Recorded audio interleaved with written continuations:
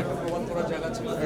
তো overall Ryan রাফির সাথে আমার আগে পরে অনেকবার কথা হয়েছে, বসা হয়েছে। হopefully আমরা সামনে হয়তো বা আরও বড় কাজও হয়ে যেতে পারে।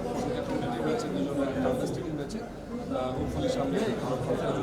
2025-এ দর্শক দেখতে পাবে ইমনের কাছ থেকে 2025-এ কি কি পাবে?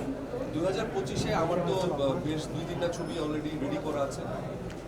সার্বিক পরিস্থিতির কারণে তো রিলিজ দিচ্ছে না, এই জন্য 2025-এ রিলিজ পাবে এবং নেক্সট মান্থ থেকেই নতুন ছবি শুটিং শুরু হবে এবং 2025-এ যে নতুন ছবি শুরু করবো। আশা করছি 2025-এ বেশ কয়েকটা ছবি রিলিজ পাবে। শাকিব ভাইয়ের সাথে কোনো ডুয়েট করা হবে কিনা সিনেমাদের সামনে থেকে? শাকিব ভাইয়ের সাথে আমি যেই কাজটা করেছি এটা তো সুপার হিট হয়েছে এবং দর্শক এখনও বেশ মানে পাসওয়ার্ডের কথা যদি বলি সবাই খুব এনজয় করেছে। তো শাকিব ভাই আমি যদি কোনো কাজ করি আমাদের বেশ মাঝে মাঝে কথাবার্তাও হয়, আমরা যদি একসাথে একটা কাজ করি আর মানে আরও ধামাকা দিয়ে কাজ করি হোপফুলি দেখাও যেতে পারে খুব শীঘ্রই। বিদেশ সফর কেমন হলো? বিদেশ সফর খুবই ভালো ছিল, গিয়েছিলাম ওই মায়া ছবির জন্য অ্যাওয়ার্ড নিতে গিয়েছিলাম। অনেক ঠান্ডা ছিল, আবার এখন এসেছি গরম, কিন্তু ওই ঠান্ডার অভ্যাসটা হয়ে গেছে, জন্য জ্যাকেট পরে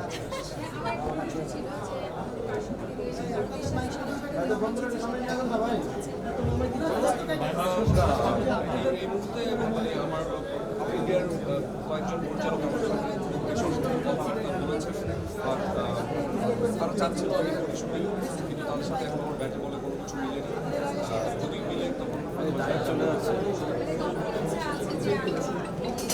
ইচ্ছা না, এখানে আমি তো একজন আমি যেখানে সে কাজ করি, আমার যেখানে সুযোগ দেবে আমার ক্যারেক্টার নিয়ে আসে।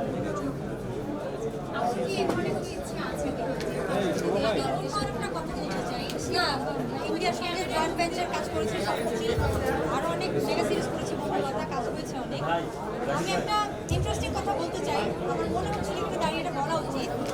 আমি আসলে আপনারা মারামারি করবেন না, আস্তে আস্তে ধাক্কা ধাক্কি করবেন না। আমি তো ভেতরে ঢুকছিলাম আর ইমন আসলে বের হচ্ছিল, তো ওকে ওইখানে কথা বলার জন্য ডাকছিল, আমাকে ডাকছিল, আমি কিন্তু দুজনকে দেখিনি, এখন এখানে দাঁড়ালাম কথা বলবো। এবং আমি এটা অকপটে স্বীকার আপনি আগাই যান ভাই, আপনি আগাই যান, সবাই যদি যান আপনি যান ভাই, আর কোনো আমাদের অডিও পাই না ভাই।